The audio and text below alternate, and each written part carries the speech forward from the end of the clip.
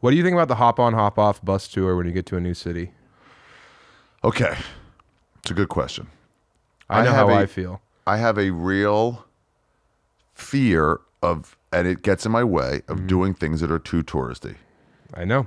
And then like the group or the guide, I'm so like, no fucking way. Although sometimes it's like, this is the best way to see a thing. So it gets in my way. And then hop on, hop off sounds fucking, especially if you're going somewhere for a week. Like, let me just do a quick one. What's your feelings, man? I have the same thing. You can sway me. I have the same thing about not wanting to be your typical tourist and looking like a fat pud who doesn't know how to explore. But if you're in like Copenhagen for 4 days, if you the first day you get there, you get on that hop on, hop off, do the entire loop, then you can be like, oh, that's the arts district. Or like, look at this park over here. So I want to get back to that. So then you're like, yeah, then you can be, you have the map they gave you and you can circle it. And then you know like the places you want to go explore besides looking at them on your phone. Yeah. So it kind of shows you the entire span of the city. And yes, it is touristy and you're on there with like men wearing like, you know, athletic socks that keep their veins pumping. But still, you're seeing everything. And it's such an easy way to like know where you want to go with your actual time. And you get it done in like 2.5 hours. And then you're done. Then you know. Like if you are a lazy tourist and that's the only way you're going to see the city, that's bad. But if you're using it as a tool to be invested, like be curious later, I think it's. My wife was like, "Why wouldn't we do this? You see the whole city and then we can explore." And I was like, "Yeah, but we're not lazy tourists. We're Lonely Planet people. We're Reddit people. That's where we get our ideas." Yeah. Like that's the person I want to be. But then after being with my wife, and now it's like, okay, we never would have seen this fucking part of the city because it wasn't on Lonely Planet. Right. It didn't look attractive.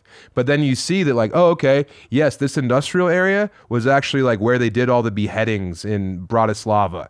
And it's like, there's no reason you would have gone over there. And then you go there and like... Also, I read a book about the evils of like algorithms. Not evils is the wrong word, but like the problems with it. And like even Spotify, they're like, okay, that's a problem. Yeah. And they're like, why? And it's like, because it suggests to you music that you already are going, I'm going to like this. And it never lets you get in the car with Big J where he'll put a metal song on. You're like, no, I don't like oh, wait, I like this one. What is this? And we just never suggest anything to you.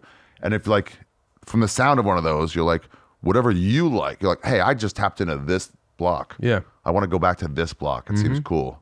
Yeah, maybe. That's a good tip. I really think that it's a valuable thing to do. Where are they? Just everywhere? They're in like every city. And it's that red double-decker bus that you see everywhere. And there's the touts trying to get you to come on it. Yeah. And it's like... Did you go up to them? No, you don't never buy off the touts. Because they're upselling. They're scamming you. Yeah. They're usually not selling you an actual ticket to the bus. I was with Lewis in Times Square, and he just kept wasting their time on purpose. Yeah. And they're like, fuck you, you joking? He goes, no, man, I'm really interested. Yeah, tell me more. So what is Ground Zero? That's a good tip. Get on one of those. And I think the whole thing about you being like, I'm afraid of looking touristy, that's good. You should have that mindset. Yeah. But then you got to remember that like people have been coming to Paris or Rome to see these like staggering works that are all part of like the fucking threads that make us humans. Yeah. Like go see those places. You're not above going to the fucking Colosseum. And like when the first time I went to Rome, I was like, why would I want to go to the Colosseum? It's like, what are you talking about, you idiot? About? And then you find out that they would like flood it and do like maritime battles in there and like men would be fighting bears. Like once you go to the place, then you can enrich yourself. But this whole rolling your eyes thing is a very dangerous mindset on vacation. It also helps me when I realize like there's tourists from this country here as well. Yeah. Oh, dude. Like in Asia for sure. They're like the small town people come in. That's when they see whites and like, what the fuck? They want to touch your skin. Yeah. And it's like, oh, right. You're not from here. You're from like an hour away. Yeah. Yeah, I think because like I have that chip on my shoulder, and I think my friend I met in Myanmar. He said he was a photographer guy. He had one of those long lens ones. He didn't want to take because he wanted to be like the same thing. He wanted to be a tourist. And they're like, oh no, a 6'2" white guy would blend right in without the camera. And he goes, oh right. He goes, lean in, bro. It doesn't matter. That's the beauty because like I never left America. I never left North America until I was like 26, and it was for our honeymoon because I was scared. Like I'd seen all of America. I'd like been in bands, been on the road with stand-up, and I was like, I'm an adventurous guy. But the thought of me not speaking any Italian scared the shit out of me. So I was like, why? We can't go to Italy. I have to learn Italian for 6 months.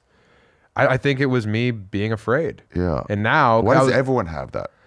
Well, I think it's the thing about like not wanting to look like a tourist. I'm always going to be the biggest, dumbest American they've seen that day. Yeah. So as soon as I embrace that and I became a cartoon over there, like it's so much easier for me now. Just get people. Yeah. Like, dude, people like in France specifically, there's a thing where they'll slap your belly, and like the first time someone did that to me, I was like bummed out, you know.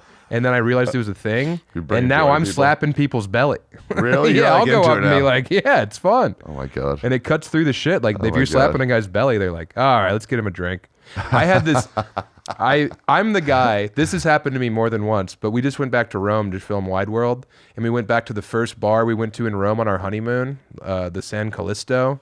And like, I remember standing in front of that bar the first time I'd ever been to Italy, and I was outside just like in this square, like looking up, like with a beer in my hand, and this dude came up to me and he's like, why are you sad? And I was like, I'm not sad. Like, I'm the opposite of sad right now. I've never been here. Like, this is all beautiful. I'm so glad that I'm here. And he grabbed the back of my head and just pushed it to his forehead. And he said, I'm so glad you said that. And then I just fucking wound up broing down with these Albanians who also had never been to Rome. And we had the time of our lives.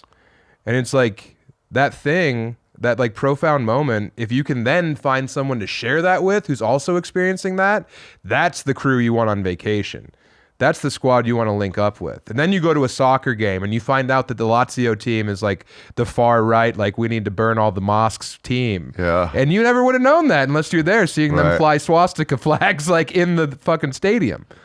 Yeah. And then you have a new favorite team. Do you ever get a thing where you're like, where people go, I heard in this place they do this, and you go, yeah, I heard that too, and then I went. That's just not true. Yes, for sure. Or like, I didn't see that really. Mm-hmm. Like they don't actually eat maggots over there. Right. Yeah. Yeah. A lot of my stuff is like, this is where they serve like calf's head. Like this is like the underage cow head. Like that's the kind of like deep dives I do, is like food you can't get in America because it's been outlawed. But it's also like Malorts, where you're like, they all drink it here, and we're like, no, we don't. No, we don't. We just make tourists drink it right, once. Yeah. Mm-hmm. They drink more Malort in Chicago than they do here. No, I meant Chicago. Oh, yeah. Okay. That's what I'm... But like, do they actually drink Malort in Chicago? Every bartender, and then Fernette's the Denver one. That's like the code. You but can like, be are like, they hey, actually drinking it consistently, or is it like Scotch in Scotland is drunk? Right. Mm-hmm. But like... I think that the reason they drink it in Chicago is because if you walk into a bar and you say, hey, can I get a Fernet? Then you're letting them know that you're in the service industry. It's like a little like secret handshake type thing.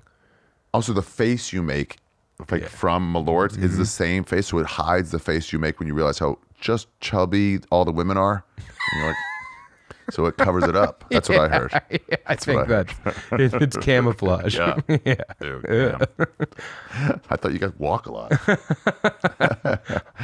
It's funny to see a real fat guy like in Europe, and you're like, damn, you didn't have to choose this life. Yeah. You must love cheese, you little fucking pud. Where you been and where you going? This is Ari's travel show, yeah. We're gonna go on a journey today, see what there's to see in this big world. We're exploring different places, seeing all different types of faces. We're gonna talk about travel today. It's you